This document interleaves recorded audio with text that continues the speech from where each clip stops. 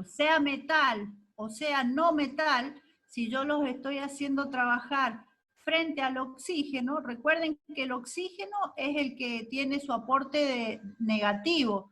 Si yo quiero que mi compuesto sea neutro, no me queda otra que el otro elemento trabaje con sus valores positivos.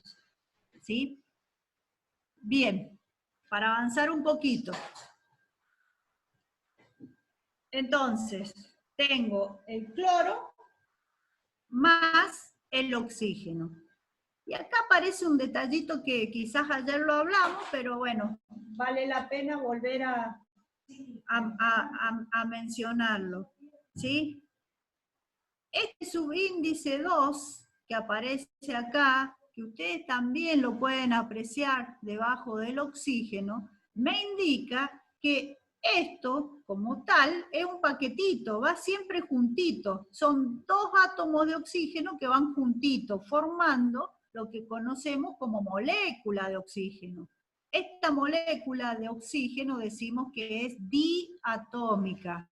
¿Por qué di? Porque ocupó dos átomos para formar ese paquetito que a partir de ahora lo vamos a llamar como molécula de oxígeno.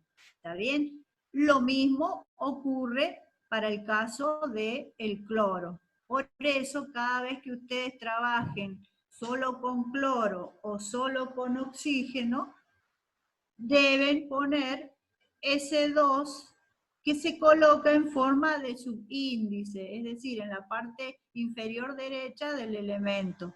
¿Está bien? Así como ocurre con otras moléculas más, que son 7, que ayer en algún momento las mencionamos, como es el hidrógeno, el nitrógeno, el flúor, el yodo y el bromo. ¿Sí? Así que vayan teniéndolas presentes porque nos las vamos a encontrar un montón de veces. ¿Está? Entonces siempre acuérdense de colocarlas con ese 2 que ustedes observan en forma de subíndice. ¿Está bien? ¿Quedó claro lo de las moléculas diatómicas?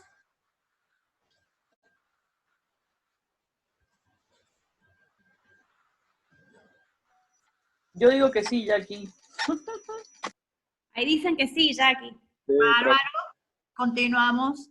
Entonces, cloro, el elemento no metálico, frente al oxígeno. ¿Sí?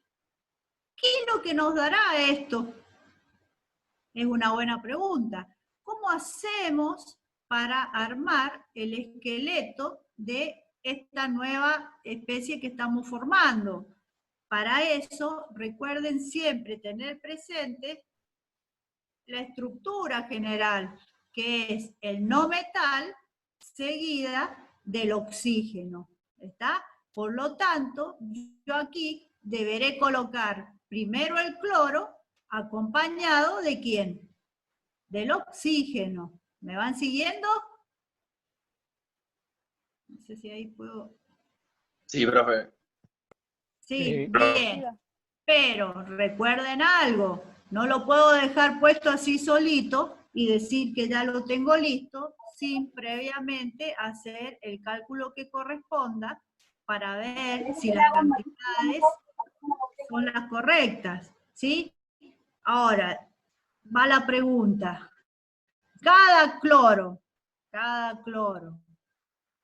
ojo, no miren el cloro acá, miren el cloro solito que ponemos de este lado, porque estas dos moléculas, una vez que reaccionan, dejan de ser el paquetito cloro y el paquetito oxígeno, y los átomos se reacomodan de otra manera. Entonces, en mi esqueletito, acuérdense, acá yo ponía cloro y oxígeno. Bien, si cada cloro trabaja con 1 positivo y cada oxígeno trabaja con 2 negativos, ¿cómo hacemos para llegar a la neutralidad?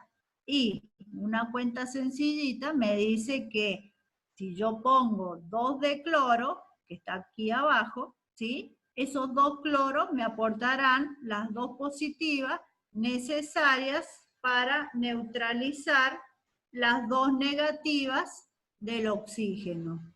¿Se entiende eso, chicos? Positivo. Bárbaro. Entonces, acá lo podemos apreciar mejor. Molécula de cloro más molécula de oxígeno me da un compuesto que es un óxido que pertenece al elemento cloro. ¿Está? Este 2, ¿por qué lo puse acá? Para poder neutralizar las dos cargas negativas que aporta el oxígeno. ¿Está bien? Entonces, hasta acá, hasta esta instancia, llega el trabajo utilizando los números de oxidación, los estados de oxidación.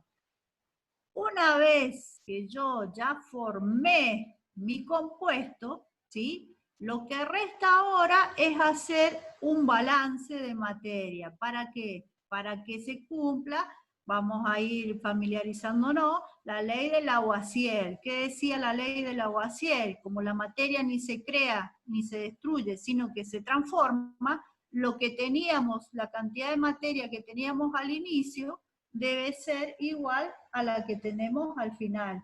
¿Sí? Entonces, para ello lo que nosotros tenemos que lograr es balancear y equilibrar esas cantidades. Cuando decimos equilibrar, ¿qué es lo que vamos a hacer? Es contar cuánto tengo de cada elemento. ¿Está? Fíjense, tengo 2 del elemento cloro, tengo 2 de oxígeno, en este caso tengo 2 de cloro, pero 1 solo de oxígeno. ¿Está? Entonces, ¿qué es lo que vamos a hacer? ¿Cómo hago si acá tengo un número par de oxígeno y de este lado tengo un número impar? Y bueno, para transformar un impar en par, multiplico por 2, ¿no es cierto? Entonces, por eso colocamos este 2 delante del compuesto que formamos. Ni se les vaya a ocurrir, cuando agregamos los coeficientes, agregarlos en forma de subíndice, porque en ese caso lo que están haciendo es inventándose otra cosa que nada que ver con lo que teníamos. ¿Está? Lo ponemos en forma de subíndice cuando estamos formándolo al compuesto, pero una vez que lo formé, los coeficientes que se agregan van delante de cada especie, de cada compuesto. Este 2 que acabamos de agregar acá, me afecta a todo lo que yo tenga detrás de él, hasta que aparezca un signo más. ¿Por qué? Porque cuando aparece un signo más, indica que aparece otro compuesto distinto, ¿está? En este caso no tenemos inconveniente porque es el único producto que obtenemos, pero ya vamos a trabajar con reacciones más complejas en las cuales hay más productos, ¿está? Entonces, tenemos 2 por 1, esa es la cuenta que tienen que hacer, me da 2 oxígenos, coincidente con los 2 oxígenos que tenemos ahí. Pero ocurre también que 2 por 2 me da 4. Debo colocar este 2 delante del cloro. ¿Para qué? Para que yo cuando haga el cálculo, esperen que se me... A ver, ahí está. Cuando haga el cálculo vuelva a tener 2 por 2, 4 cloros. ¿Sí? Entonces, esa ecuación, tal como está, me quedó balanceada. No hace falta que agregue absolutamente nada más. ¿Sí? ¿Se entiende? ¿Alguna duda? Dice que todos entienden, así que acá dice sí, por lo menos uno. Oh, Sí, me la profe, voy se a... entiende. Genial, me la voy a creer, profe. entonces. Me voy a agrandar si entienden todo. Y hay una ola de cis. ¡Oh, bárbaro! Vamos joya entonces. Bien, entonces, ¿qué vamos a hacer ahora? Fíjense que acá habíamos trabajado solo con uno de esos estaditos del cloro. Pero acordémonos que el cloro iba a poder trabajar con el 3 positivo, con el 5, con el 7. Entonces, vamos a plantear qué es lo que ocurre en cada uno